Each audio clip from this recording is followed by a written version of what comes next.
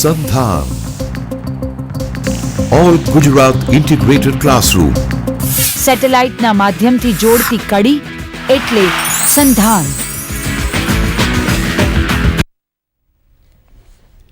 નમસ્તે વિદ્યાર્થી મિત્રો, good morning to all of you.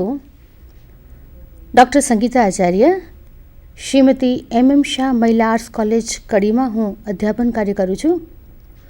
મારે આજે આપની સમક્ષ રિઝર્વ બેંક ઓફ ઇન્ડિયાના કાર્યો અને એની નાણાકીય નીતિ વિશે વાત કરવાની છે. આ સબ્જેક્ટ, આ વિષય ખૂબ વિસ્તૃત અને ગહન છે.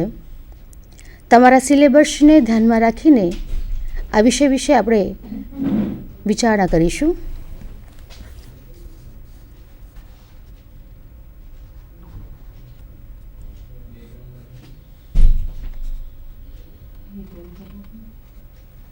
The reserve bank of India, જે RBI તરીકે ઓળખાય છે, મધ્યસ્થ બેંક, કેન્દ્રીય બેંક, સમગ્ર દેશની બેન્કિંગ પદ્ધતિમાં રિઝર્વ બેંક ઓફ ઇન્ડિયા એ સર્વોચ્ચ સ્થાને છે.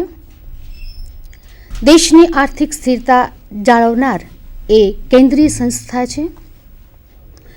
આપણે એને માટે એમ કહી શકીએ કે it is the apex monetary and financial institution which is responsible for the smooth functioning, rapid development of the country's economy with stability. એટલે કે સમગ્ર અર્થતંત્રના સરળ સંચાલન માટે, દેશના ઝડપી આર્થિક વિકાસ માટે સ્થિરતા સાથે કાર્ય કરતી આ એક સંસ્થા છે. દરેક દેશોને પોતાની આવી એક મધ્યસ્થ બેંક હોય છે. એનો ઇતિહાસ જોઈએ તો સ્વીડનમાં તે રિક્સ બેંક તરીકે ઓળખાય છે. એની સ્થાપના 1618માં થઈ. ઇંગ્લેન્ડમાં તે બેંક ઓફ ઇંગ્લેન્ડ તરીકે ઓળખાય છે અને 1694માં તેની સ્થાપના થઈ. બેંક ઓફ ફ્રાન્સ, ફ્રાન્સની જે મધ્યસ્થ બેંક છે, એની સ્થાપના 1800માં થઈ. બેંક ઓફ નેધરલેન્ડ, એની સ્થાપના 1814માં થઈ. સ્વિસ નેશનલ બેંક, એની સ્થાપના 1907માં થઈ. યુએસએમાં એટલે કે અમેરિકામાં તે ફેડરલ રિઝર્વ સિસ્ટમ તરીકે ઓળખાય છે, એની સ્થાપના 1913માં થઈ. આમ 19મી સદીના અંત સુધીમાં સમગ્ર યુરોપમાં મધ્યસ્થ બેંકની સ્થાપનાથી તેવો ઇતિહાસ કહે છે. આપણે ભારતની રિઝર્વ બેંક વિશે વાત કરીશું.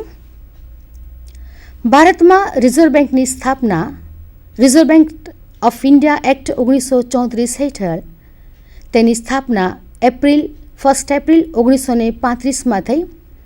આ સમયે તેની માલિકીમાં ખાનગી શેરહોલ્ડરો અને સરકારનો હિસ્સો હતો, એટલે સંયુક્ત હતું. આઝાદી બાદ સરકારે આ બેંકનું રાષ્ટ્રીયકરણ કર્યું, એટલે કે પોતાને હસ્તક લીધી અને 1 જાન્યુઆરી 1949થી સમગ્ર સંચાલન મધ્યસ્થ બેંકનું સરકારે પોતાને હસ્તક લીધું અને એ RBI એનું સમગ્ર સંચાલન અત્યારે પણ કરી રહી છે. એના હાલના ગવર્નર છે, જેમની નિયુક્તિ સપ્ટેમ્બર 2013માંથી ડૉક્ટર રઘુરામ રાજન.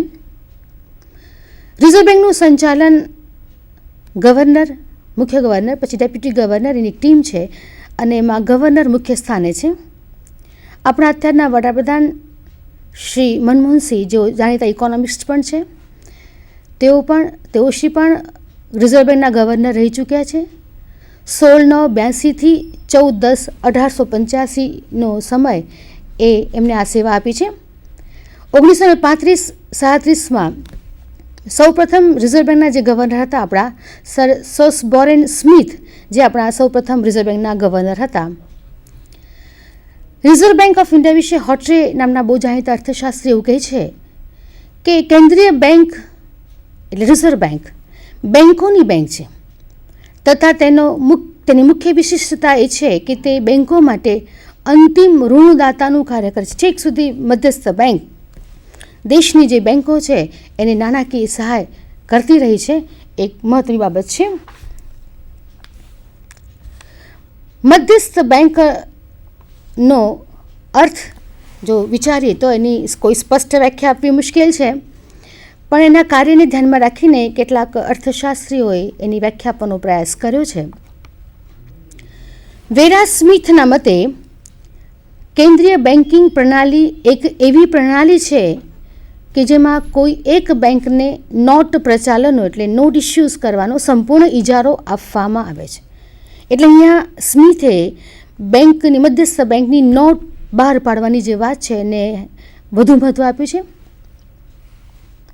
આંતરરાષ્ટ્રીય ચૂકવણી બેંકે એનો અભિપ્રાય એવો આપ્યો છે કે કેન્દ્રીય બેંક તેને કહેવામાં આવે છે કે જેનું પ્રધાન કાર્ય દેશમાં ચલણ અને શાખી નાણાંનું નિયમન કરવાનું છે. એટલે ચલણની સાથે શાખ વ્યવસ્થાનું નિયમન કરવાનું જવાબદારી પણ રિઝર્વ બેંકની છે.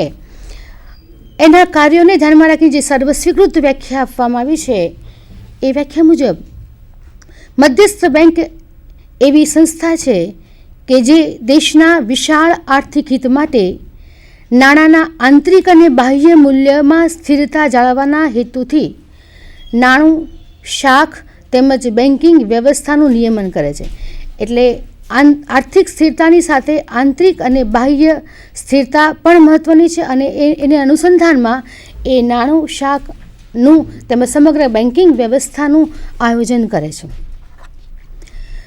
ભારતીય રિઝર્વ બેંકના કાર્યો વિશે વાત કરીશું, કારણ કે રિઝર્વ બેંકના પક્ષે ખૂબ મોટી જવાબદારી છે. એ શું કામ કરે છે એ કાર્યને આપણે 3 રીતે વર્ગીકૃત કરી શકીએ. પહેલું છે પ્રણાલિકાગત કાર્યો, ટ્રેડિશનલ કંટ્રોલ બેન્કિંગ ફંક્શન્સ, જેને આપણે નાણાકીય કાર્યો કહી શકીએ. બીજું કાર્ય છે પ્રોત્સાહક કાર્યો, પ્રમોશનલ ફંક્શન્સ. ત્રીજું કાર્ય છે નિરીક્ષણલક્ષી કાર્ય. આ બધા કાર્યો એ બિન નાણાકીય કાર્યો છે. સૌપ્રથમ આપણે પ્રણાલિકાગત કાર્યો વિશે વાત કરીશું. રિઝર્વ બેંક ઓફ ઇન્ડિયા એ દેશની એકમાત્ર બેંક છે કે જે ચલણી નોટો બહાર પાડવાનો ઇજારો ધરાવે છે. અન્ય કોઈ ચલણી નોટો બહાર પાડી શકે નહીં.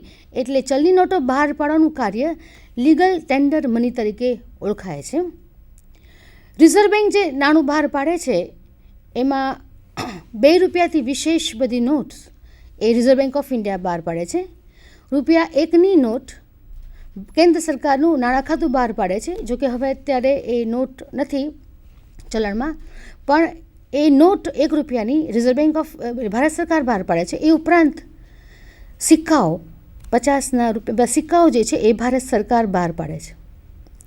રિઝર્વ બેંક જે નાણું બહાર પાડે છે એ નાણું બહાર પાડતી વખતે એ નાણાંની એનું ચલણની ડિઝાઇન, એનું કલર, એનું મૂલ્ય એ વિશે એને કેન્દ્ર સરકાર સાથે મસલત કરવાની હોય છે, સંમતિ લેવાની હોય છે. એ કલર, એનું મૂલ્ય, એનું સિલેક્શન એવી રીતે કરવામાં આવે જેથી દેશની ગ્રામ્ય પ્રજા અને નિરક્ષર પ્રજા પણ એ નોટને જાણી શકે કે આ કયા મૂલ્યની નોટ છે. એટલે 50 રૂપિયાની નોટ અને 100 રૂપિયાની નોટ એક સરખી હોય તો ચાલે નહીં. 100 રૂપિયાની નોટ અને 500 રૂપિયાની નોટ પણ એક સરખી હોય કલરમાં તો ગ્રાહક મુશ્કેલીમાં મુકાય, વાપરનાર મુશ્કેલીમાં મુકાય અને જે અભણ પ્રજા છે એને મુશ્કેલીમાં ન મુકાય એ માટે આ બાબતનું ખાસ ધ્યાન રાખવામાં આવે છે. રિઝર્વ બેંક જે નાણું બહાર પાડે છે એ નાણું બહાર પાડવાના જે સિદ્ધાંત છે એમાં આપણે જે સ્વીકાર્યો છે વિશ્વસનીય ન્યૂનતમ અનામત પદ્ધતિનો સિદ્ધાંત. અને આ ન્યૂનતમ એટલે લઘુત્તમ, ઓછામાં ઓછું. એ મુજબ એને ₹200 કરોડની ન્યૂનતમ અથવા લઘુત્તમ અનામત પોતાની પાસે રાખવાની હોય છે. આ 200 કરોડમાં 115 કરોડ રૂપિયાનું સોનું અને ₹85 કરોડની વિદેશી જામીનગીરીઓ એમાં સામેલ છે. આ અનામતને ધ્યાનમાં રિઝર્વ બેંક નાણું બહાર પાડી શકે છે ગમે તેટલું. જોકે રિઝર્વ બેંક પર કેટલાક નિયમનો છે અને વિવેક બુદ્ધિ પ્રમાણે નાણું બહાર પાડે છે. એક મત નાણાવાદીઓનો અત્યારે એવો પણ છે જેના મુખ્ય પ્રણેતા મુખ્ય યોગદાન મિલ્ટન ફ્રીડમેનનું છે. એમના મતે એવું છે કે દેશમાં જેટલું ઉત્પાદન થાય, જે દરે ઉત્પાદન વધે એટલા જ દરે નાણાંનો પુરવઠો વધવો જોઈએ. એટલે કે મધ્યસ્થ બેંક પર ચોક્કસ નિયમન હોવું જોઈએ. નિયમ વિરુદ્ધ એને કામ કરવું જોઈએ નહીં. અત્યારે જે મધ્યસ્થ બેંક કામ કરે છે એ પોતાની વિવેક બુદ્ધિને ધ્યાનમાં રાખીને, એના ઉદ્દેશોને ધ્યાનમાં રાખીને એ નાણું બહાર પાડે છે, પણ ન્યૂનતમ અનામતનું ધોરણ આપણે સ્વીકાર્યું છે. ત્યારબાદ બીજું મહત્ત્વનું કાર્ય છે સરકારના બેન્કર તથા એજન્ટ તરીકે. રિઝર્વ બેંક સરકારી ખાતાઓ, જાહેર સાહસો તેમજ અન્ય નાણાકીય બાબતોનો વ્યવહાર કરી તે અંગે વ્યવસ્થા કરી આપે છે. સરકારના સૂચન મુજબ જુદા જુદા હિસાબો રાખે છે. સરકાર તરફથી તે જાહેર લોન બહાર પાડે છે અને તેનો તમામ વહીવટ એ રિઝર્વ બેંક કરે છે. સરકારને ટૂંકી મુદત માટે ટ્રેઝરી બિલ્સ સામે તે લોન આપે છે. સરકાર વતી ભારત અને અન્ય દેશો વચ્ચેના નાણાકીય વ્યવહારો પણ તે કરે છે. સરકાર વતી વિદેશી હુંડિયામણનું ખરીદ વેચાણ પણ તે કરે છે. આંતરરાષ્ટ્રીય લેવડ દેવડની વ્યવસ્થાનું કાર્ય પણ રિઝર્વ બેંક કરે છે. કટોકટીના સમયમાં, એટલે કે રાજકીય સ્થિરતા ઊભી થઈ હોય, યુદ્ધના સંજોગો હોય, કોઈ કુદરતી આપત્તિ આવી હોય તો તેવા સમય પણ તે સરકારને લોન આપે છે. સરકારના એજન્ટ તરીકે જાહેર દેવાની વ્યવસ્થાનું કાર્ય પણ તે કરે છે. ખાદ્ય પુરવણી એટલે સરકારના અંદાજપત્રમાં જ્યારે આવક કરતાં ખર્ચ વધી જાય ત્યારે ખર્ચને પહોંચી વળવા માટે જે નવું નાણું બહાર પાડવામાં આવે છે ખાદ્ય પુરવણી છે. અને સરકારના વિકાસલક્ષી ઘણા કાર્યક્રમો છે તો એ ખર્ચને પહોંચી વળવા માટે રિઝર્વ બેંક પાસે એટલે ખાદ્ય પુરવણીનો ઉપયોગ કરવામાં આવે છે. આ સાથે આયોજનના કાર્યક્રમો, ચલણનું અવમૂલ્યન વગેરે પ્રશ્નો અને સરકારને આ અંગે તે દિશા સૂચન પણ કરે છે. આંતરરાષ્ટ્રીય નાણાકીય બાબતો અંગે નિર્ણયોમાં તે સરકાર વતી સરકારનું પ્રતિનિધિત્વ કરે છે. આયોજન માટે જરૂરી સાધનો મેળવી આપવામાં પણ તે સરકારને માર્ગદર્શન આપે છે. મિત્રો, આપણે જાણીએ છીએ કે 1951થી આપણે પંચવર્ષીય યોજના અમલમાં મૂકી છે. 12મી પંચવર્ષીય યોજના ચાલી રહી છે. પ્રત્યેક યોજનાઓ પાછળ ખૂબ વિશાળ પ્રમાણમાં મૂડીરોકાણ કરવામાં આવ્યું છે અને આ નાણાકીય સાધનોની ઉપલબ્ધિ માટે રિઝર્વ બેંકનું યોગદાન પણ પ્રશંસનીય રહ્યું છે. ત્યાર પછી વિદેશી હુંડિયામણ દરની સ્થિરતા જાળવવાનું આ પણ એનું બહુ જ મહત્ત્વનું કાર્ય છે. સુવર્ણ અને વિદેશી જામીનગીરીઓના સ્વરૂપમાં રિઝર્વ બેંક અનામત રાખે છે. ચલણનું બાહ્ય મૂલ્ય સ્થિર રાખવાનો તે પ્રયત્ન કરે છે. ધારો કે ચલણના બાહ્ય મૂલ્યમાં ફેરફાર થાય, વિનિમય દર બદલાતો રહે છે. ધારો કે ડોલર વિદેશી ચલણ ડોલરના બાહ્ય મૂલ્ય વધતું ગયું અને દેશનું આંતરિક મૂલ્ય રૂપિયાનું મૂલ્ય ઘટતું ગયું, તો એવા સંજોગોમાં ચલણનું બાહ્ય મૂલ્ય રૂપિયાનું બાહ્ય મૂલ્ય સ્થિર રાખવા માટે રિઝર્વ બેંક તે દરે, જે પ્રવર્તમાન દર છે, દરે વિદેશી હુંડિયામણ એની ખરીદી કરે છે અને પછી એનો પુરવઠો વધારીને દેશના ચલણનું બાહ્ય મૂલ્ય સ્થિર રાખવાનો એ પ્રયાસ કરે છે. અને આપણે જાણીએ છીએ કે અત્યારે આપણા વિદેશી ચલણમાં ડોલર અને રૂપિયા સાથેનો જે વ્યવહાર છે એમાં ડોલર સતત વધતો ગયો અને રૂપિયાનું સતત મૂલ્ય ઘટતું ગયું. આવા સંજોગોમાં રિઝર્વ બેંકે મહત્ત્વના નિર્ણયો લીધા છે. એક પણ મહત્ત્વની બાબત છે. એટલે વિનિમય દરની સ્થિરતા એ રિઝર્વ બેંકના પક્ષે બહુ મોટી જવાબદારી છે. ત્યાર પછી પ્રતિકૂળ લેન્ડની તુલાને પહોંચી વળવાના હેતુથી કેટલીક અનામતો બેંક રાખે છે. પ્રતિકૂળ લેન્ડની તુલા એટલે દેશો વચ્ચેના આર્થિક વ્યવહારનો પદ્ધતિસરનો હિસાબ એ લેન્ડની તુલા દર્શાવે છે. એ અનુકૂળ હોઈ શકે. અનુકૂળ ક્યારે હોય કે જ્યારે નિકાસ મૂલ્ય વધારે હોય અને આયાત મૂલ્ય ઓછું હોય ત્યારે લેન્ડની તુલા અનુકૂળ હોય.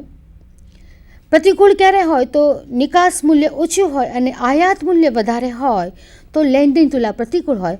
અને સમતોલ ત્યારે હોય કે જ્યારે નિકાસ મૂલ્ય અને આયાત મૂલ્ય બંને સરખા હોય ત્યારે લેન્ડની તુલા સમતોલ હોય. તો સામાન્ય રીતે ભારતની લેન્ડની તુલા પ્રતિકૂળ જોવા મળી છે. તો એ પ્રતિકૂળ લેન્ડની તુલાને પહોંચી વળવાના હેતુથી પણ કેટલીક અનામતો રિઝર્વ બેંક પોતાની પાસે રાખે છે.